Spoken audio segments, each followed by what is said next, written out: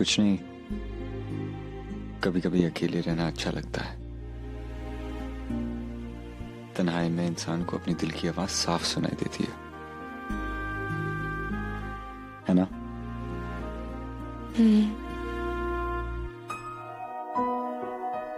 मैं आपका शुक्रिया अदा करना चाहती थी। आज आपने मेरे लिए जो कुछ किया है रेहान, वो मेरे लिए बहुत बड़ी बात है। आपने सबके सामने मेरा साथ दिया, यहाँ तक कि बेगम साहिबा के सामने भी। हर कोई मेरे खिलाफ था। और रेहान, आप नहीं जानते, मेरे जैसी लड़की जो कि सिर्फ एक मुलाजिम है इस घर की, उसके लिए आपका ऐसे करना कितनी बड़ी बात है। बहुत बहुत शुक्रिया। सच तो यह है कि मैंने इससे पहले ऐसा कभी नहीं किया है। और आहिल भाई और बेगम साहिबा के सामने तो मैं इस तरह कभी नहीं बात करता, पर जिस तरह निदा तुम्हारी बेइज्जती कर रही थी, मुझसे खामोश नहीं रहा गया। पूरा एपिसोड देखिए ZEE5 पर। What's wrong with you guys? मुझे यहाँ क्यों लाए हो? अरे क्योंकि हम लोग सबके सामने तुम्हारे साथ वो नहीं कर सकते ना। What? अरे वो जो दो लोग करते हैं ना, नफरत। अरे वो जो हम लोग अभी कर रहे हैं, बात। हाँ, बात। क्या कहा तनवीर बेगम ने? Deal is final. वो हमें पैसे देने के लिए तैयार है। कितने? पूरे 2 करोड़। हाँ? 2 करोड़? एक कीमत बोलो निदा। 5 करोड़। अल्लाह, तेरा लाख लाख शुक्र है।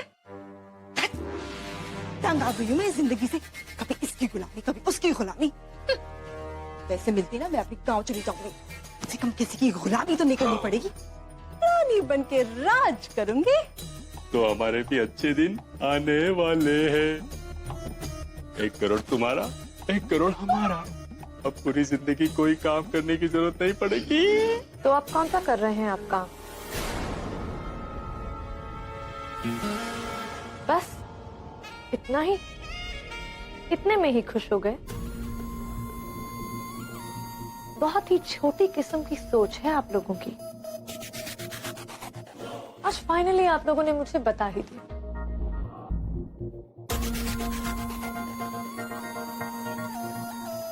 तनवीर ने सोचा था कि कुछ पैसे देकर वो मुझे खरीद लेगी, लेकिन उसे क्या पता कि मैं उसके इन पैसों के पीछे नहीं, बल्कि पूरी जायदाद के पीछे,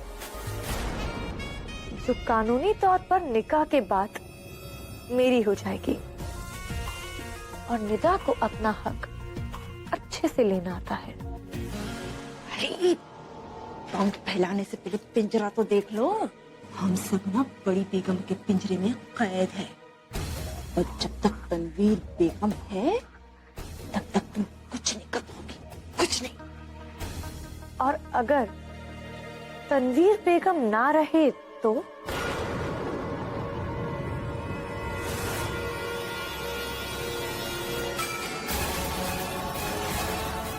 अगर तनवीर मेरे रास्ते से हट जाए तो आहिल भी मेरा और उसकी पूरी प्रॉपर्टी भी मेरी। लेकिन ये सब होगा कैसे?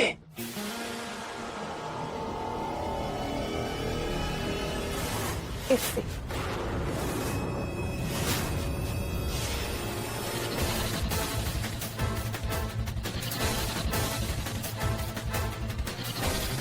इससे मैंने कुछ वक्त एक डॉक्टर के पास काम किया था, बस वहीं पे पता चला इस जहर के बारे में। कहीं तुमने मेरे खाने में स्पेशली ज्यादा नमक तो नहीं डाल दिया ना? जी, नौकर करते हैं, अक्सर ऐसा करते हैं जब मालिक से कोई स्पेशल गुस्सा निकालना हो। अब फ्रस्ट्रेशन कहीं तो निकलेगी ना। मैं उन लोगों में से नहीं हूँ। मेरे दिल में कोई चोर नहीं है और ना ही मैं गलत हूँ, इसलिए मैं किसी से नहीं डरती।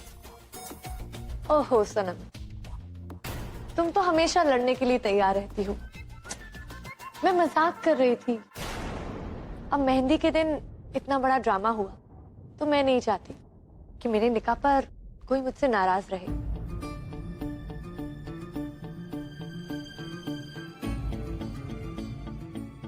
मैं तुमसे सॉरी कहने आई थी।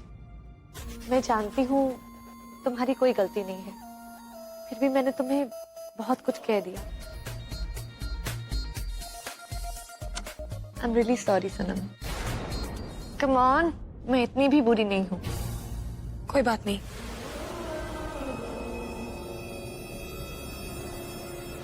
सनम, ये तुम रहने दो, मैं कर लूँ। आप? हाँ हाँ, प्लीज मुझे करने दो, मुझे अच्छा लगेगा।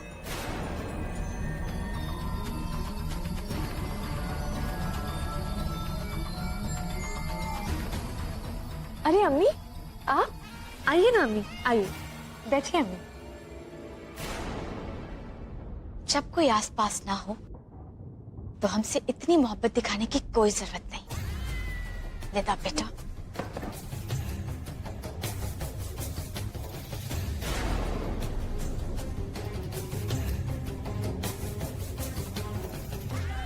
जितनी अकड़ दिखानी है दिखा लीजिए, क्योंकि 24 घंटे बाद आप में कोई अकड़ नहीं बचेगी।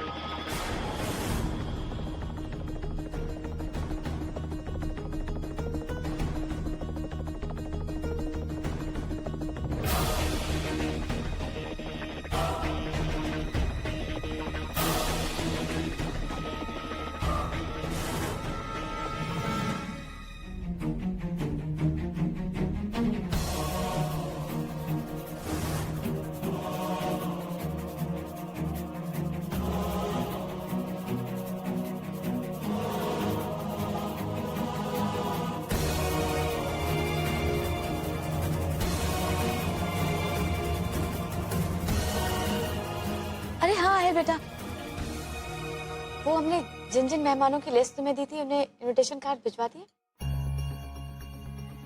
जी अम्मी, मैंने उन्हें इनविटेशंस दे दिए और बस थोड़ी देर में पर्सनल कॉल्स भी कर दूंगा मैं। आहिल बेटा, बस एक ही रिक्वेस्ट है तुमसे कि सब कुछ वैसा ही हो जैसा हमने सोचा है। जी अम्मी, आपका सारा इंतजाम एकदम अच्छी तरह हो गया। You just don't worry. Thank you बेटा। अम्मी, अगर आप यूं ही बातें करती रहेंगी तो आपका सूप ठंडा हो जाएगा।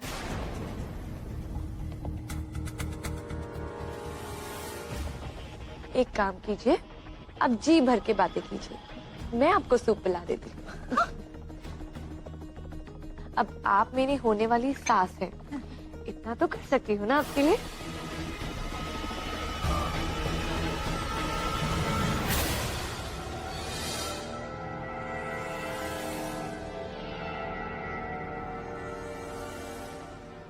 रुकिए बेगम साहिबा,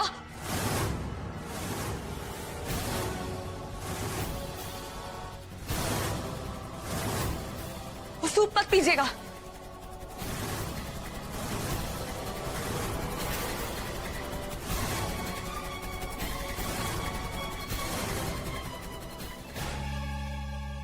इस सूप में लतीफ ने गलती से धनिया मिला दिया है।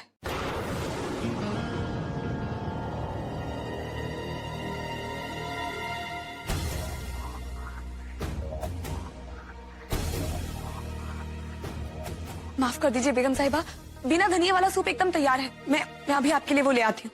अरे सनम, इट्स ओके, अम्मी पी लेंगी। नहीं नहीं बेगम साहबा, धनिया खाती ही नहीं है, मैं ले आती हूँ। और सनम, अजीब लड़की हो तुम। तुम्हारी प्रॉब्लम क्या है? तुम्हें मैनर्स नहीं है क्या? इस तरह से किसी का निवाला छीन कर नहीं लेकर जाती। दो मुझे। लेकिन अगर खाने वाले के मुंह का जायका खराब हो जाएगा तो ऐसे खाने का मतलब ही क्या है? मैं और ले आती हूँ। लेकिन धनिया इनके लिए अच्छा है। लेकिन उन्हें धनिया पसंद ही नहीं है और बिना धनिया वाला सूप तैयार है। तुम्हारी क्या प्रॉब्लम है? पीने दो उनको, वो पी लेंगी। आप खुदा के लिए जिद मत कीजिए। अरे आप दीजिए।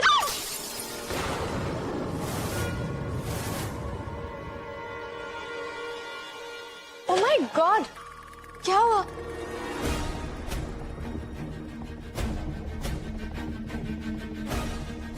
ये क्या किया तुमने? तुम्हें अक्ल नहीं है क्या?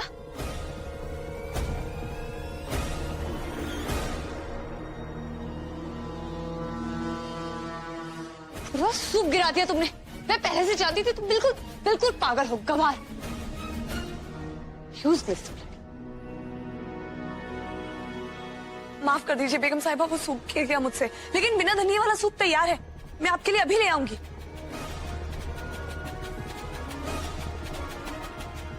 तुम हो ही क्यों यहाँ, मुझे ये समझ में नहीं आता।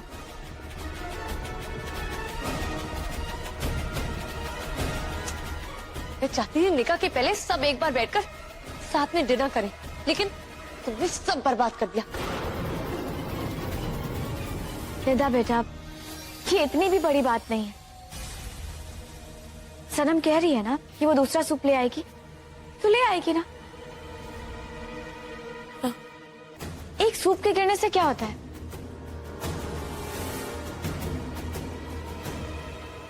और हम अभी भी एक साथ बैठकर डिनर करेंगे, ठीक है? इट्स ओके, अब मेरा मूड नहीं।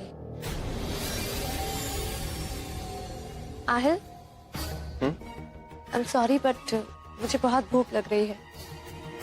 मेरे रूम में चल के डिनर करें?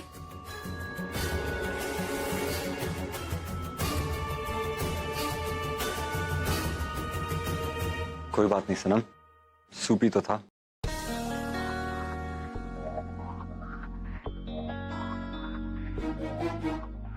जाओ बेगम साहिबा के लिए एक और लेके आ जाओ।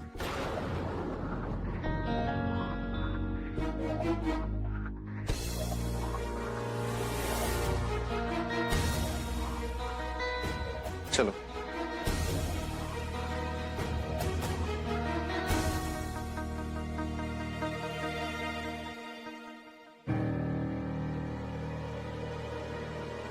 या अल्लाह, रुखसाना!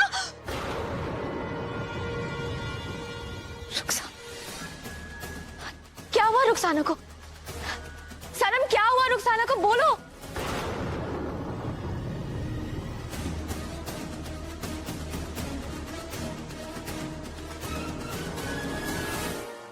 कोई हमें बताएगा कि क्या हुआ?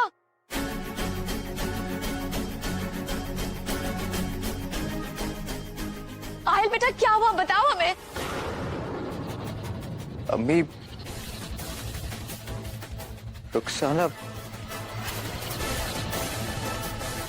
रुखसाना मर गई।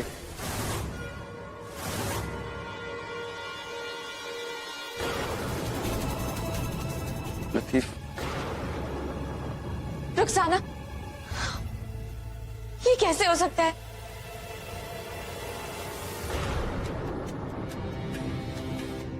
जब हमने उसे बुलाया तो बिल्कुल ठीक थी, अचानक से ऐसा क्या हो गया? अम्मी, इट्स ओके, आप क्यों रो रही हैं? बिल्ली ही तो है।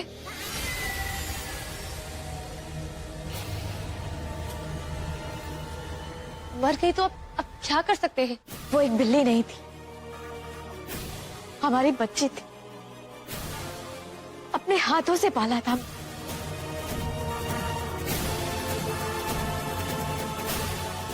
बेगम साहिबा, मुझे ऐसा लगता है कि जरूर रुखसाना ने कुछ गलत खा लिया है।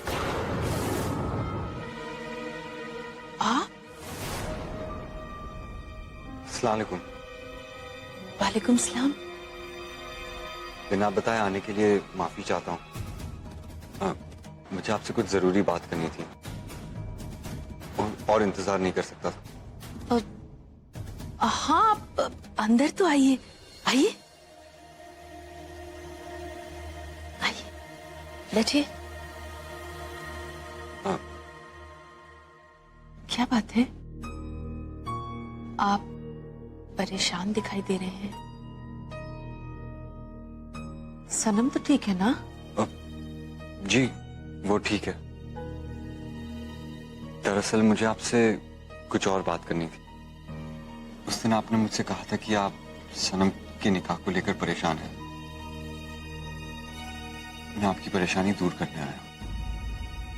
अगर आपकी इजाजत हो तो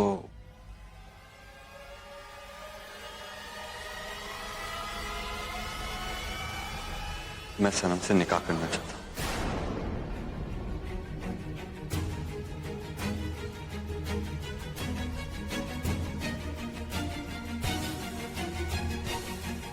आप बैठिए प्लीज।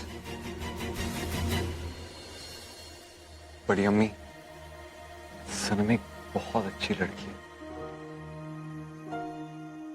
और इस पूरी दुनिया में वो सबसे अलग है, लेकिन उसे वो कभी नहीं मिला जो उसे चाहिए था। और बड़ी अम्मी, मैं उसे दुनिया की सारी खुशियां देना चाहता हूं। मैं उसका ख्याल रखना चाहता हूं जैसे वो सबका ख्याल रखती है। सनम की तरह मुझे भी जिंदगी से बहुत कुछ नहीं चाहिए। मैं उसकी तरह एक आम और खुशनुमा जिंदगी जीना चाहता हूं, आप सबके साथ, छोटी सी जगह, छोटे से घर में।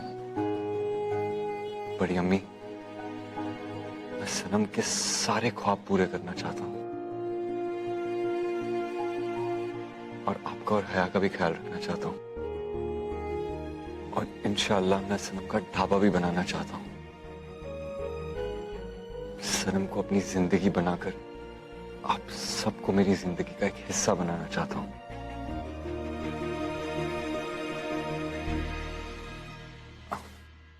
I'm sorry, मैंने आपको कितना कुछ बोल दिया, आपको कितना अजीब लग रहा होगा। आप तो मुझे जानते भी नहीं है, मैं कौन हूं, कहां से आया हूं। मैं जानती हूँ आप कौन हैं।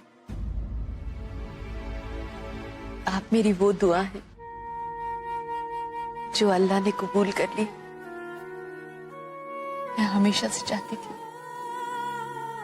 कि मेरी सनम की जिंदगी में एक ऐसा लड़का है जो उसे समझ सके, और आपसे अच्छा लड़का तो उसे मिल ही नहीं सकता। हम तुम्हें किसी भी कीमत पर इस घर की छोटी बेगम नहीं बनने देंगे। अभी से यह हाल है तो अल्लाह जाने ये लड़की निकाह के बाद क्या गुल खिलाएगी। नहीं, हम आहिल और निदा का निकाह कभी नहीं होने देंगे, कभी नहीं होने देंगे।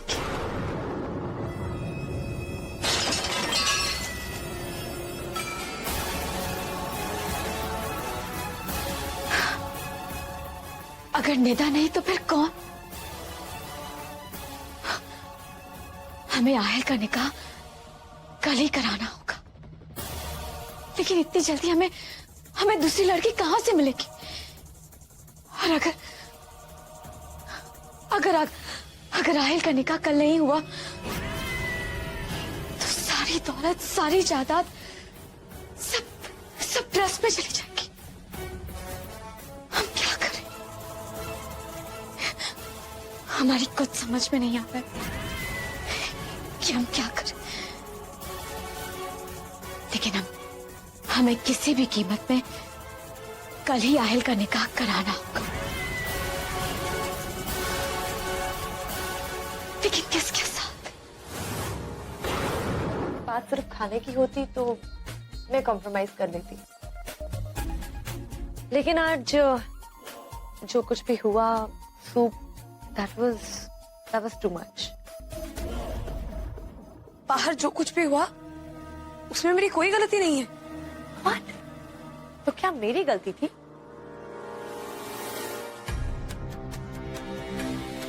तेवर तो देखो इसके, नौकरी जाने वाली, लेकिन मैडम की अकड़ नहीं गई। वाह! देखो सनम, कल हमारा निकाह है, कल से मैं इस घर की मालकिन बन जाऊंगी। तो मैं चाहती हूँ कि इस घर के लिए जो भी अच्छा बुरा है उसके फैसले मैं अभी से लेना शुरू कर दूं। डोंट वरी, मैं तुम्हें काम से नहीं निकालूंगी। तुम चाहो तो यहाँ रह सकती हो, लेकिन तुम नॉर्मल काम कर सकती हो, झाड़ू पोछा बर्तन वगैरह। That's okay with me. अब जब मैंने तुम्हारे लिए डिसाइड कर ही लिया है तो वो देखो,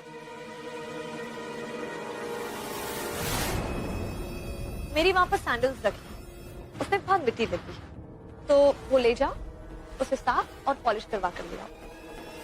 तुम सनम के साथ निकाह करना चाहते हो? जी अम्मी, और आप जो खेल खेल रहे हैं मैं उसका हिस्सा बनना नहीं चाहता। ये बिसात हमने तुम्हारे लिए बिछाई है रेहान। हम चाहते हैं कि जीत बादशाह की हो। ये सब कुछ हम तुम्हारे लिए कर रहे हैं रेहान, समझने की कोशिश करो। लेकिन अम्मी मुझे ये सब कुछ नहीं चाहिए। मुझे एक सिंपल और सुकून की जिंदगी चाहिए सनम के साथ। अम्मी वो बहुत अच्छी लड़की है और मैं यहाँ उसे हर पल बेइज्जत होते हुए नहीं देख सकता। पर रेहान, अम्मी प्लीज, मैंने फैसला कर लिया है और अगर आप मेरी खुशी चाहती हैं तो आप इस रिश्ते को कबूल कर लेंगे।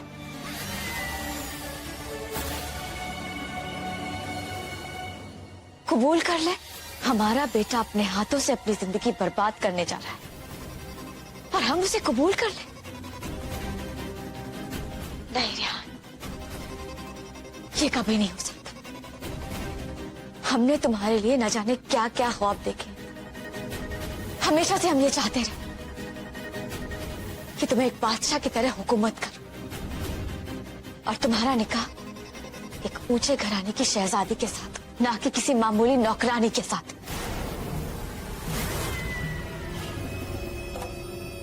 तुम समझने की कोशिश क्यों नहीं करते? तुमने अपनी सारी जिंदगी एक मुलाजिम की तरह बिताई, लेकिन तुम मुलाजिम नहीं हो रेहान। तुम इस घर के मालिक हो, हमारे बेटे हो रेहान। भोपाल की बेगम, तनवीर की बेटी।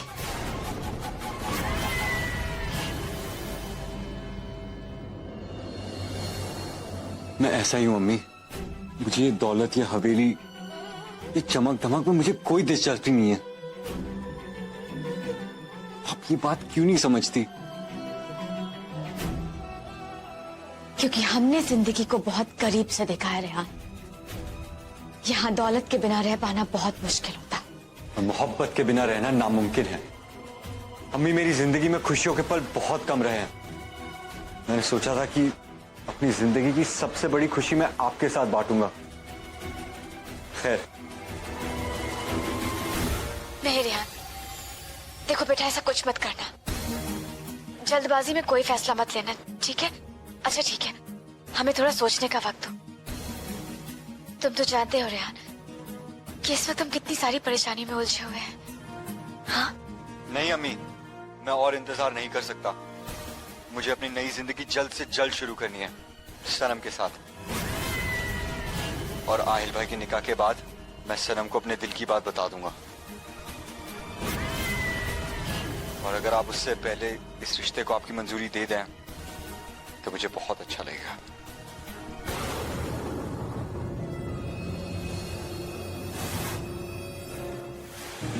बस ये एक आखिरी रात है।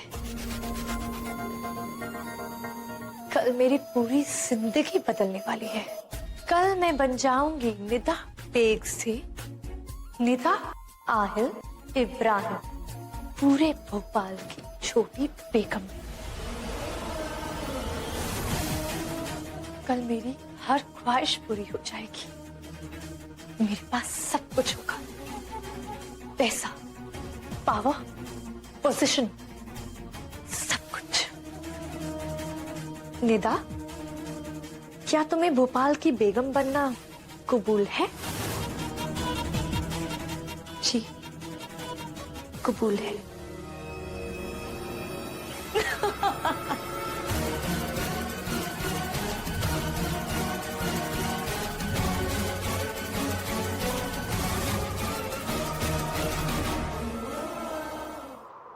भोपाल आते वक्त मैंने सोचा था कि मैं एक नई जिंदगी शुरू करूंगी, लेकिन जगह बदलने से किस्मत नहीं बदलती।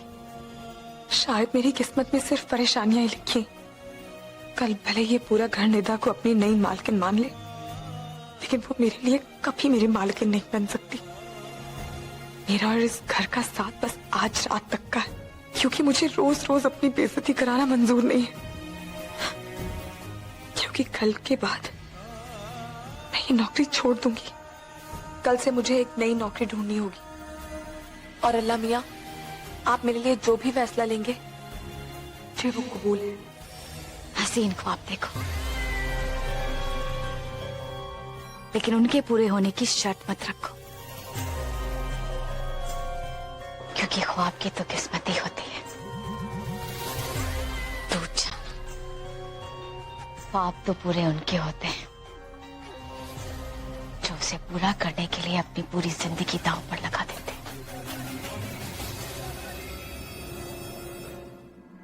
जैसे हमने कर दी।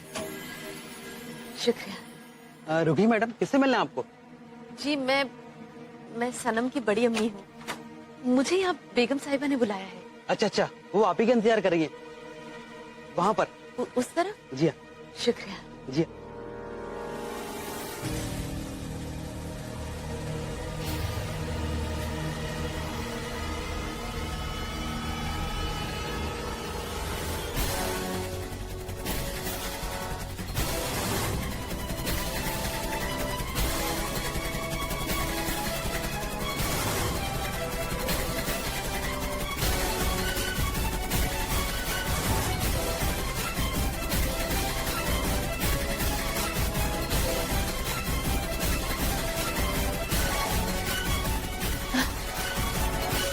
अस्सलाम वालेकुम। वालेकुम अस्सलाम। मुझसे जितनी जल्दी बन सका मैं यहाँ आ गई बेगम साहिबा। आज सुबह आपका फोन आया था और कल रात को रेहान हमारे घर पर आए थे। मैं बता नहीं सकती मैं कितनी खुश हूँ। हम जानते हैं। ऐसा लगता है मानो अल्लाह ने हमारी सारी दुआएं कबूल कर दी। और हमारे भी। हम आपकी पोती सनम का हाथ मांगना चाहते हैं अपने बेटे के लिए।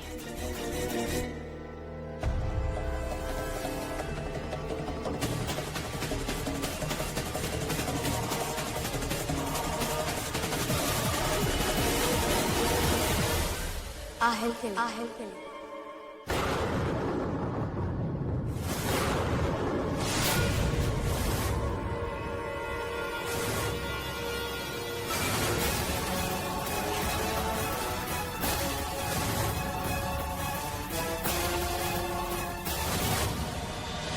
हम समझ सकते हैं, ये सुनकर आप बहुत हैरान होंगे।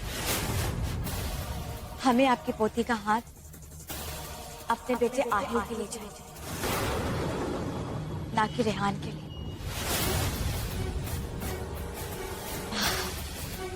और हम ये भी चाहते हैं कि ये निकाह आज हो जाए।